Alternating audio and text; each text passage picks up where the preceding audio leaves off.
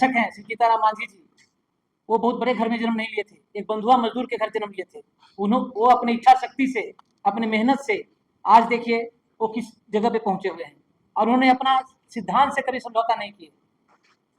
वो उनका कहना है कि कोई जात नहीं होती, गरीब और अमीर दो ही जात है, और शिक्षा जो पढ़ेगा वो बढ़ेगा, उनका कहना है। के लिए कुछ संवाद देने की, तो मैं यहाँ से उनको यही बोलना चाहूंगी कि जैसे माननीय अंबेडकर जी हैं, दशरथ मांझी जी की तस्वीर हमने लगाई है, सिर्फ तस्वीर नहीं है, इन्होंने जितनी मेहनत की है, इन्होंने जितना संघर्ष किया है अपने जीवन में, क्या उनको क्या सारी सुविधाएं प्राप्त थी? नहीं। तो एक क्वेश्चन है मेरे यहाँ से, एक प्रश्न है मेरा युवाओं के लिए कि क्या सिर्फ सुविधाओं के लिए क्रीपिंग करना जरूरी है? हमें ये नहीं मिला, हमें वो नहीं मिला। आज सारी सुविधाएं हम बीइंग पेरेंट्स सब कुछ दे रहे होते हैं, तो क्या वो अवेल करते हैं?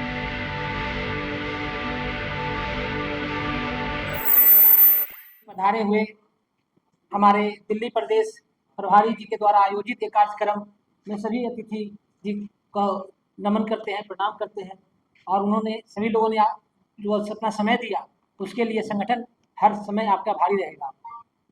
जितेंद्र धामा जी, महामंडेश्वर स्वामी, धनेश्वर गिरी जी महाराज, मयूख कारणा जी, और जो भी सभी लोग, सभी का नाम नहीं उच्चारण कर सकते हैं, क्षमा कीजिएगा, लेकिन जो भी लोग आए अपना समय दिए उनके लिए हमारी पार्टी सदैव आभारी रहेगी।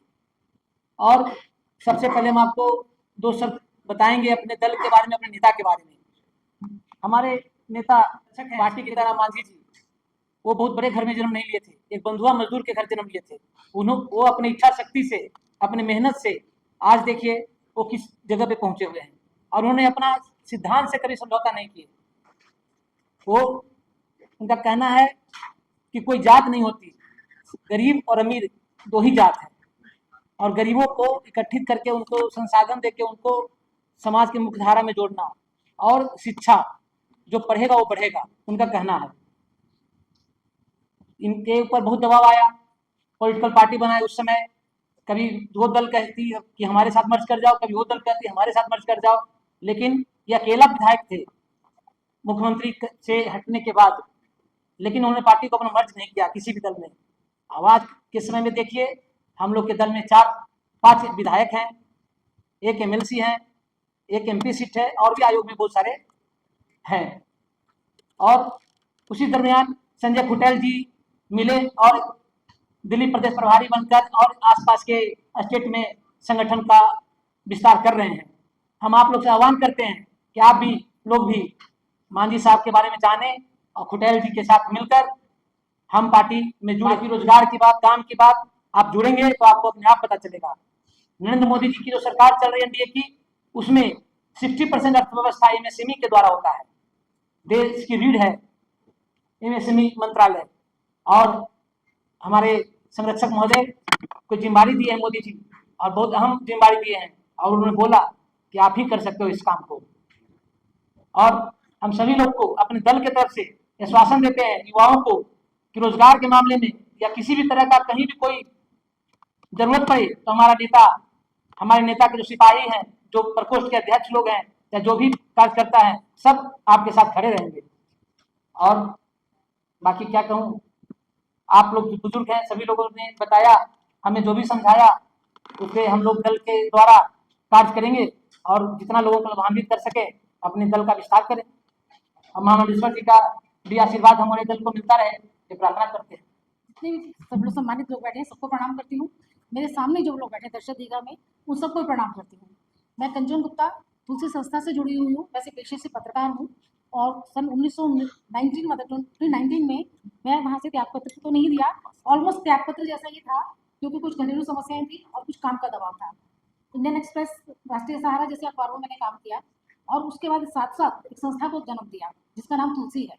तुलसी संस्था के माध्यम से कुछ ऐसी क्लास को मैंने, समाज से जुड़ी लोग होते हैं जिनको समाज बहुत ज़्यादा सहायता नहीं कर पड़ा, डेजर्टेड क्लास उसको कहना चाहिए, उस अछूते समाज को मैंने आगे बढ़ाया, जिनमें फिरोजाबाद से 72 बच्चे ऐसे थे जिनके माता पिता नहीं थे, उनको मैंने गोद लिया, उन बच्चों की परवरिश करके आज वो बच्चे अपने अपने पैरों पर खड़े हैं।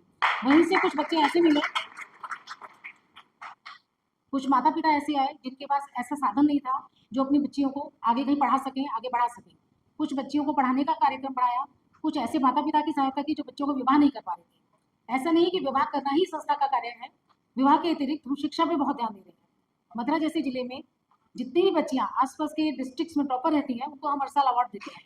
वो इसलिए देते हैं ताकि माता पिता गौरवान्वित हो, उनको स्टेज देते हैं कि हमारे घर की बच्ची आज 12वीं पास हो गई है, और उस बच्चियों को उनके माता पिता को स्टेज पे आमंत्रित करके अवार्ड देते हैं कि आप इनको आगे भी पढ़ाइए। तो मेरा जो उद्देश्य है, ऐसे समाज से को आगे बढ़ाना है जिस समाज से देश का निर्माण होता है। ये युवा जो है, युवा इस देश का निर्माण करने वाला है। युवा शक्ति देश का ही नहीं है। जैसे हमारे शरीर में रीढ़ की हड्डी की जरूरत है, रीढ़ की हड्डी के बगैर मेरा शरीर बिल्कुल लाचार है, ऐसे ही युवा जो है देश की रीढ़ की हड्डी है। अगर देश की रीढ़ की हड्डी मजबूत और सक्षम रही है तो देश को खड़ा होने में, चलने में, बढ़ाने में कोई शक्ति ऐसी नहीं है जो पीछे पछाड़ सके। मेरे से पहले बहुत सारे लोगों ने बहुत अपने अपने वक्तव्य दिए, युवाओं को मार्गदर्शन दिया। सोशल मीडिया में एक जागरूकता तो फैलाता है सोशल मीडिया, लेकिन भ्रमित भी करता है। बहुत से बच्चे 8-8 घंटे सोशल मीडिया के जकड़न में जकड़े हुए हैं, उनको पता ही नहीं वो क्या देख रहे हैं। कुछ कुछ ऐसे प्रोग्राम्स हैं जो रेगुलर आ रहे हैं, उनकी अपना, जैसे भैया ने बताया, साथी ने बताया, उनको इसके माध्यम से पैसा अर्जित करते हैं, लेकिन युवा नहीं समझ रहा। वो समझ रहे मनोरंजन का साधन है। इस मनोरंजन के माध्यम से वह खुद भ्रमित हो रहा है और अपना समय बर्बाद कर रहा है। एक वर्ग ऐसा है जो शैक्षिक जगत में आगे बढ़ रहा है। जैसे नीट की परीक्षा हुई, नीट की परीक्षा किसी भी कारणों से वो पेपर लीक हो गया, उसमें आत्महत्या करना कोई समाधान नहीं है।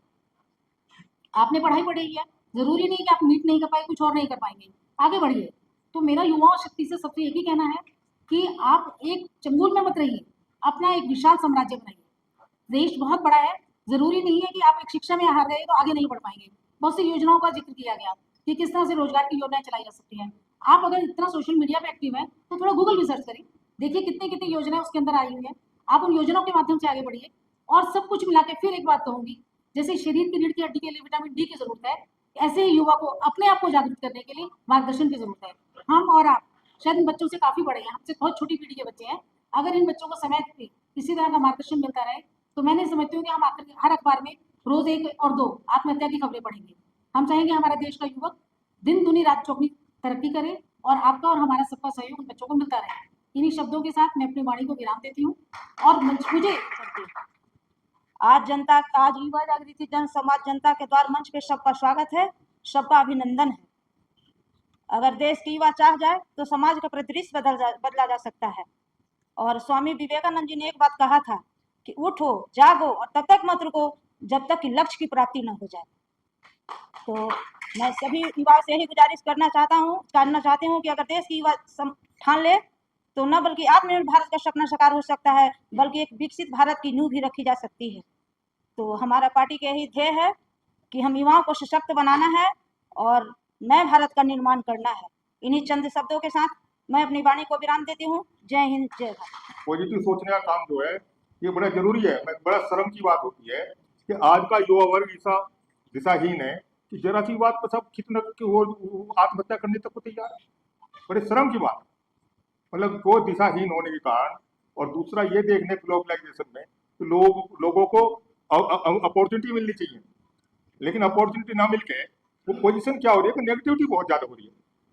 और इसी में हमने देखा कि जो प्रोफेशनल्स लोग हैं, जैसे बंसल साहब हैं अपने, ये हैं, और बहुत सी संसार के बहुत दिल्ली के माने हुए ये हैं, इन सबका योगदान ऐसा होना चाहिए कि समय समय पे लोगों को इस टाइप के मोटिवेशन कैंप, जैसे अब आपके बुलंदशहर वाले वकील साहब हैं, ठीक है भाई, जो है उन्हें समझाओ युवाओं को भाई ये जो सोशल मीडिया लो कोई दिक्कत नहीं, लेकिन सोशल मीडिया से घर का वातावरण भी देखो। अब वो कहते हैं सब वो जो है परिवार के जो बच्चे हैं वो नमस्ते करके और बस ऐसे भाग जाते हैं जैसे चोर की तरह से। अरे भाई बैठ के बताओ तो कुछ नहीं, बताने के लिए सोशल मीडिया पर जो बताने वाले हैं इतने सारे हैं तो वे ऐसी भ्रमित करेंगे कि आदमी कहीं कर जोड़े। अब मंच पे आसीन जैसे हमारे मंडलेश्वर साहब हैं, मंडलेश्वर जी हैं, संजय कुटेल हैं, एक ऐसा आदमी मैंने देखा कि सब रात दिन काम करने के लिए लगा रहता। इसको जो है ना कि जो भी काम दे दो ना तो वो काम तो उसकी धुन में ऐसा लग जाता है कि वो उसके सभी को कोई भी आधी रात से उठा कर दी तो भाई कुटेल साहब ये प्रॉब्लम, अच्छा चल। तो ऐसा है कि ये सब चीजें समझने की है। मेरा ये अनुरोध है लोगों से कि एक दूसरे के साथ समझें। आजकल तो इनकमिंग और आउटगोइंग कॉल तो दोनों एक रेट पे है। एक सिस्टम दिनचर्या ऐसी बनाए कि आप उस समय पे फोन सुने, ये नहीं कि हर समय कान पर लगे।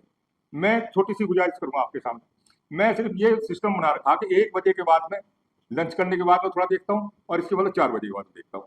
मैं हर समय ये नहीं कि फोन आता रहेगा, आता रहो, फिर जिसको करना मैं कर लूँ।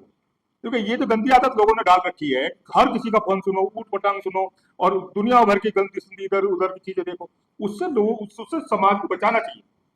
हमारी सबकी ड्यूटी है कि अब हम वैसा तो निकाल नहीं सकते, क्योंकि एक्चुअली क्या है कि कंपनी जो है ना, ग्लोबलाइजेशन में कंपनी अपनी अर्निंग करने के लिए पैसे अपना कमाती है। अब पैसे कमाती है तो वो कैसा आपको जो किस तरह का परोस रही है, आपको जो किस तरह की जो समझ परोस रही है, उससे सारी पोजीशन खराब हो जाती है। तो मैं तो सिर्फ यही कहूँगा कि आप इनका पटेल साहब का बहुत बहुत आभार है, माँ मंडलेश्वर जी का वो आपका इनका अभिनंदन है। और ये प्रदेश है, इन्होंने इतना बढ़िया प्रोग्राम रखा, खालसा साहब ने मैडम रखे, तो ऐसे प्रोग्राम होते रहने चाहिए, और युवाओं को जो दिशाहीन है उनको जो दिशा। जय भारत। चौधरी चरण सिंह अमर रहे। हमारे नौजवानों को कोई रास्ता ही नहीं दिखा रहा है। तो हमारे संजय सिंह हुटर जी, ये आपका बहुत ही सराहनीय कार्य, और मैं चाहता हूं इसको मुहिम को पूरे देश में चलाया जाए। अभी हमारे भाई दिल्ली के क्या प्रदेश अध्यक्ष है भाई युवा मोर्चा के, हाँ, तो अभी कह रहे थे कि मुझे 50 युवा दे दो। भैया हम कहाँ पे दे दें? अरे तुम हो नौजवान, तुम हमें दो। हाँ भाई बहुत बढ़िया भाई, नौजवान देंगे हमें, हम कहाँ से देंगे तुम्हें? और वो भी कह रहे थे हमारे कि एक एक बच्चा हो गया। भैया हम कहाँ से दे दें, हम पे तो बालक वैसे ही कम हो गए। तो इसलिए आपके कंधों पे भार आएगा तभी देश कुछ तरक्की करेगा। तो भैया या वजन ले लो, और मैं तो भाई किसान आदमी हूँ, जहाँ कहोगे वहीं खड़ा मिलूंगा। वैसे मैं आपको अपने बारे में थोड़ा सा बता दूं, मेरा जिला मथुरा, गांव बाजना पास है। वैसे मैं ग्रेटर नोएडा में 20 साल से रह रहा हूँ। गौतम बुद्ध नगर का अंतर्राष्ट्रीय जाट संसद का जिला अध्यक्ष का बार है मेरे पास। एनसीआर का प्रमुख महासचिव भारतीय किसान भानु से हूँ। DDRW फेडरेशन का लीगल एडवाइजर गौतम बुद्ध नगर। एक हम छोटी सी रामलीला करते हैं ग्रेटर नोएडा में, उसमें वरिष्ठ उपाध्यक्ष हूँ। श्री धार्मिक रामलीला कमेटी के नाम से बहुत अच्छी रामलीला होती है, और मुझे लग रहा है बहुत सुंदर प्रोग्राम होता है। कभी मौका मिले तो आप सभी सादर आमंत्रित हैं।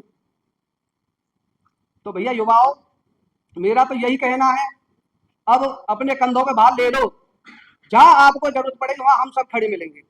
जय जवान, जय किसान, जय भारत, जय हिंद। छोटे छोटे लघु उद्योग हैं, इनकी सभी की जानकारी होनी चाहिए। दूसरी चीज, आज जो हमारे गांव टूटते जा रहे हैं, छोटे होते जा रहे हैं, और गांव से लोगों का ज़्यादा से ज़्यादा पलायन हो रहा है, ये भी हमारे देश के लिए एक खतरे की बात है। क्योंकि गांव में हमारे ज़्यादा से ज़्यादा सुविधाएं मिल सकती हैं, और ज़्यादा से ज़्यादा लोगों का विकास हो सकता है। शहरीकरण, स्मार्ट सिटी में हम लोग इतने ज़्यादा सेल्फिश होते चले जा रहे हैं कि हमें अपने देश से लगाव नहीं रह गया है, और हमारी सोच सिर्फ मैं और मेरे बच्चे तक रह गई है। जबकि गांव की जो हमारी पंचायती सिस्टम है वो इतना अच्छा था कि किसी भी जाति का, किसी भी धर्म का कोई भी व्यक्ति होता था तो वो एक दूसरे के साथ कंधे से कंधा मिलकर एक दूसरे का सहयोग करते थे। लेकिन आज हम आधुनिकता के समय में अपने समाज, अपने कल्चर और अपने देश को भूलते जा रहे हैं, और हम सिर्फ सेल्फिश हो रहे हैं। मैं ज़्यादातर इंडिया के हर स्टेट में गया हूँ, और मैंने देखा है कि किसान हो, मजदूर हो, युवा हो, कर्मचारी हो या व्यापारी हो, सभी की समस्या एक जैसी है। उसमें थोड़ा सा बस भाषा और उसका वर्क कल्चर का थोड़ा बहुत फर्क है, लेकिन पूरे देश की समस्या एक जैसी ही है। तो हमें ये सबसे बड़ी सोच करनी चाहिए कि भाई लोगों को शिक्षा और चिकित्सा ये कम से कम गवर्नमेंट द्वारा प्रोवाइड हो, जिससे हम में समानता आए, और युवाओं में जो एक ट्रेडिशन बढ़ गया कि भाई मैं बहुत मालदार हूँ, मैं बहुत गरीब हूँ, इससे थोड़ा उभरे। तो मेरा यही युवाओं के लिए सबसे बड़ा संदेश है कि भाई सभी युवा अपने समाज से, अपने कल्चर से, अपने देश के अच्छे नागरिकों से ज़्यादा उनको पढ़ें और उनसे सीखें। नमस्कार, धन्यवाद। मंच पे विराजमान हमारे दिल्ली प्रदेश के प्रभारी आदरणीय संजय भाई साहब को मेरा प्रणाम, और प्रदेश अध्यक्ष रजनीश श्रीवास्तव जी और रजनीश जी को भी मेरा प्रणाम। आज युवाओं के लिए ये सभा रखी गई है। युवाओं से ही भारत का निर्माण होता है, और जब जिस देश का युवा अगर ठान ले कि इस देश में हमें कुछ बड़ा करना है, तो दुनिया की कोई ताकत नहीं रोक सकती। दुनिया की कोई भी ताकत भारत की अर्थव्यवस्था को नहीं रोक सकता। आदरणीय नरेंद्र मोदी जी और हम सबके अभिभावक श्री जीतन राम मांझी जी का सपना यही है कि हर एक ग्राम सभा में, हर एक ग्राम में, हर एक प्रदेश में, हर एक महानगर में जिस भी युवा के अंदर क्षमता है, सोचने की पावर है और कुछ नया करने की ताकत है, तो आइए, आपका स्वागत है। आप अपना विजन का प्रोजेक्ट बनाइए। अपने विजन को साकार कैसे करना है, वह नरेंद्र मोदी जी ने एमएसएमई के माध्यम से युवाओं का सपना पूरा करने का एमएसएमई का रास्ता चुना है। मैं सभी यहाँ पे सभी घरों से, कोई अभिभावक है, कोई युवा है, तो मैं आप सभी से एक ही निवेदन करूंगा, आप अपने घर में जो भी युवा है, आपका बेटा हो, आपका भाई हो, आपकी बहन हो, उसको कहिए अगर जीवन में कुछ अचीवमेंट करना है तो आप प्रोजेक्ट बनाएं। अपने व्यापार को कैसे आगे बढ़ाना है, एमएसएमई आपको सब्सिडी लोन देती है, आपको सहायता राशि देती है, आपको अपने व्यापार खोलने का मौका दे रही है। तो एमएसएमई के माध्यम से ही हम लोग अपने जीवन में एक बेहतर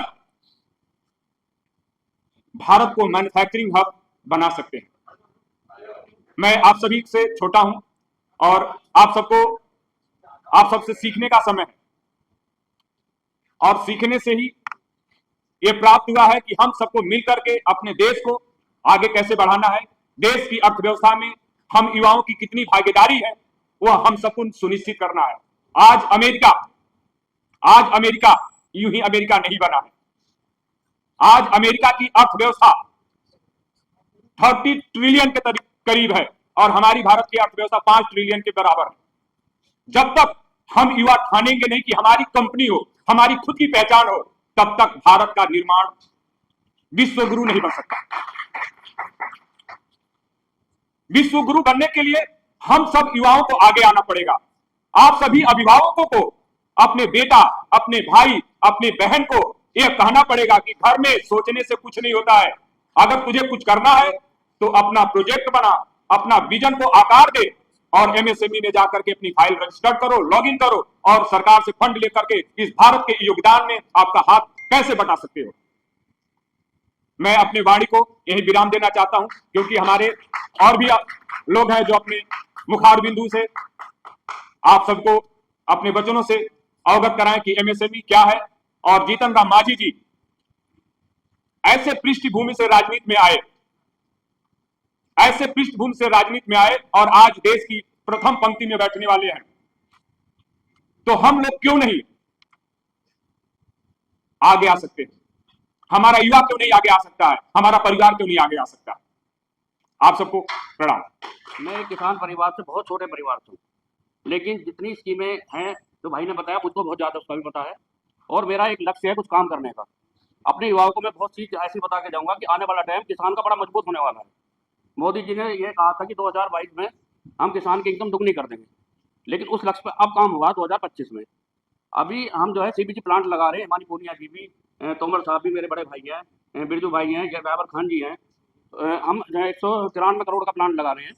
उससे क्या, हम अपने यहाँ किसानों 3000 किसानों को इतना बड़ा काम देने जा रहे हैं कि जो हमारी यही गन्ना जो है वो 25,000 रुपये की इनकम होती है। बहुत दवाई कर रहे हैं, उसके बाद भी नहीं होती। हम नेपियर की प्रणाली, नेपियर से गैस बनेगी। मोदी जी ने 4000 प्लांट मंजूर करे हैं ऑल इंडिया में, उसमें से अभी तक 174 प्लांट लगे हैं मात्र। उसी पे हम काम कर रहे हैं। दूसरा लक्ष्य हमारा उसके साथ में एक और है। हम सभी देखो, हिंदू भी हैं, मुस्लिम भी हैं, सभी को साथ रख के हमें चलना भी है। कुछ भाई ने शुरू में कहा था, उन्होंने बहुत बढ़िया बात कही, अगर हमें कांवर लाना है तो कांवर को हम भी तो लाएं कांवर, हुड़दंग नहीं। अब आजकल हुड़दंग हो गया हमारे धर्म पे। कहीं डीजे बज के, कोई भी प्रोग्राम हो डीजे बज के तो किसी को परेशानी हो, किसी को परेशानी नहीं होनी चाहिए। दूसरी बात, हम 2.5 करोड़ की हाईटेक पहली गौशाला 1000 गायों की अपने गांव में बनाने जा रहे हैं, सारे भाई मिलकर एक साथ में। उससे क्या, हमें गोबर चाहिए, हमारा गोबर ही हो, गौ सेवा भी होगी हमारी। उसके लिए मैंने अभी 500 बीघे की हमने जमीन ली है अभी नेपियर बोने के लिए। तो पहला प्लांट हम अपने गांव नानपुर में लगा रहे हैं, उसके बाद ईमानी पूनिया जी के यहाँ अगले साल लगा देंगे, और फिर तोमर जी के यहाँ। तो उससे क्या है, हमारे किसानों की इनकम जो है नेपियर से 1 लाख रुपए साल की होगी, एक कच्चे बीघे में 5 हिस्से में होगी, जबकि हमारी एक ज़्यादा से ज़्यादा 25-30 हज़ार से ज़्यादा की नहीं होती। तो मोदी जी ने अब इस मिशन पर काम करा, हमें एनर्जी की बहुत ज़्यादा जरूरत है। जो घरों की गैस है, हमारे ही प्लांट से घरों की गैस इनसे ही जुड़ेगी। ऑलरेडी पाइपलाइन गिर भी चुकी है गढ़ रोड पे, और ज़्यादातर तो सभी जगह डल रही है जी। घर से घर का जितना भी ईंधन होगा सीएनजी का, सब इसी से बनेगा, नेपियर से। उसमें नेपियर, मैली, आपका ये पुराल भी जो अब ये कटिंग रह जाए, सब चली जाए करेगी। जो पहले हम जला देते वो अब नहीं जलने की, अब सब यूज में आएगी।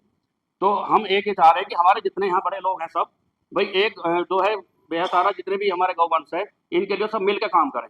हम अपनी ट्रस्ट बनाई है 5 भाइयों ने। हम हर गांव में जितने भी आसपास में, अभी 5-7 साल तो लगेंगे, हम हर गांव में कोशिश ये करेंगे, हर एरिया में एक गौशाला बड़ी बनाए सके, और उनको बढ़िया चारा दें, उनको बढ़िया सेवा करें। और इसी के साथ ही मैं अपनी वाणी को विराम देना चाहूँगा। जय हिंद, जय भारत। के लिए हम काम कर रहे हैं, और युवा, ज़्यादा सीधी बात कहे वो चाहती हूँ, किसान हूँ, किसान को बालक हूँ, तो अपनो रोजगार से संबंधित कि युवा कैसे सक्षम होगा, आप कार्य करें। नहीं, बहुत रोजगार के अवसर हैं, और मांझी जी को जो विभाग है MSME, ये बहुत सहयोग करता है, और आप संगठित हो। बहुत माध्यम है रोजगार के, इतने माध्यम है कि आप कल्पना ना कर सकते। पहले हम आलू करते, एक मैं आपको छोटा सा अनुभव, 16 तक हम आलू करते, बहुत आजीविका, बहुत परेशानी, बहुत कष्ट। हम FPO के माध्यम, पॉलिसी आई है कोई FPO की, मैं FPO पे काम करता हूँ, 9 FPO जनरेट बुक चल रहे हैं। किसान के बालक के बोलने में बड़ा कष्ट होता है, चूंकि मंच कहाँ का आत्माएं कप रहे हैं, स्थिति ये होती है युवा की और किसान की। तो सबसे बड़ी बात, FPO, फार्मर प्रोड्यूसर ऑर्गेनाइजेशन, जैसे आप संगठन बनाए हैं, जैसे आप किसान यूनियन है, भाई साहब हमारे किसान यूनियन है, तो ऐसी फार्मर प्रोड्यूसर ऑर्गेनाइजेशन होते जाते FPO कहते हैं।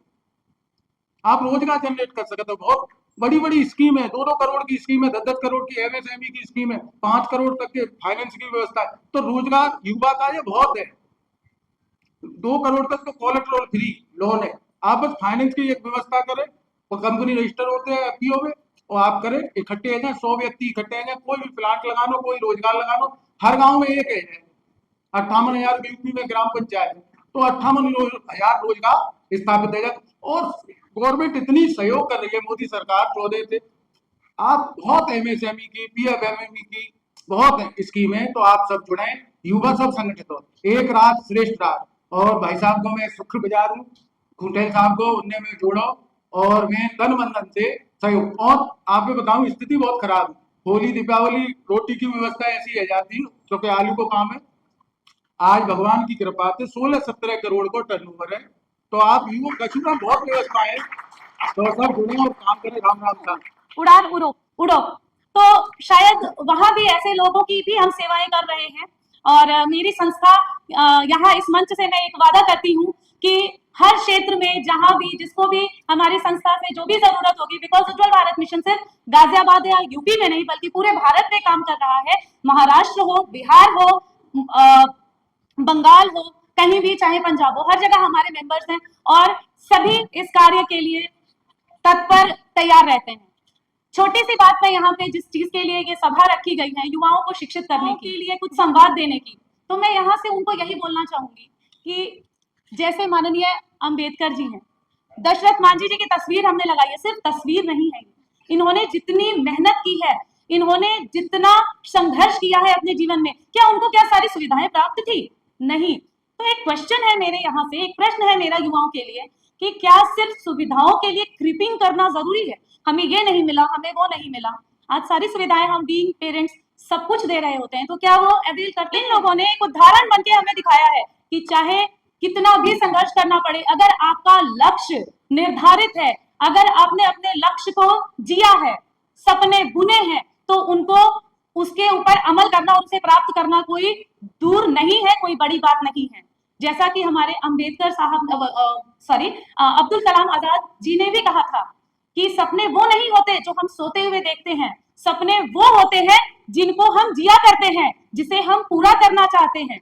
तो मैं यहाँ इस मंच से बहुत अपनी वाणी को विराम यही देकर करना चाहूंगी कि जो भी युवाएं हैं, हर क्षेत्र आज उनके लिए खुला हुआ है। कोई भी चीज उनके ऐसा नहीं है बहुत दूर है, आज सब कुछ उनके हाथों में है। अगर फोन का इस्तेमाल, जैसे सर आपने कहा, फोन का इस्तेमाल अगर सही दिशा में करेंगे तो उन्हें जानकारियां ही प्राप्त होंगी। तो उन जानकारियों को प्राप्त करें, शिक्षा की तरफ अपना रुझान रखें, सही दिशा को मार्गदर्शन अपना सही दिशा की तरफ करें, जैसे हम सारे लोग उनका मार्गदर्शन बन सकते हैं। कहते हैं ना कि एक अच्छा लीडर भी वही होता है या अच्छा व्यक्ति वही होता है जिसे पता होता है कि हमें किस दिशा में जाना है, कहाँ जाना है और कहाँ पहुंचना है। तो मैं अपने शब्दों को विराम दूंगी। एक बार फिर से भारत माता की जय कहते हुए धन्यवाद।